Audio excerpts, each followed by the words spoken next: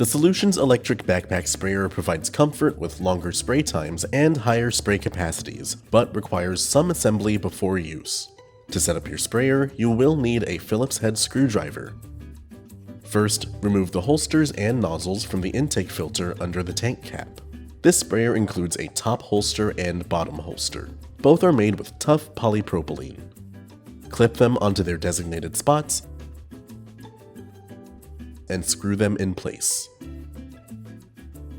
Next, screw the high-pressure spray wand onto the spray gun. This wand and the included nozzles are made with durable alloys. For easier storage, keep one nozzle connected to the wand using its Quick Connect feature, and keep the other two nozzles in the bottom holster.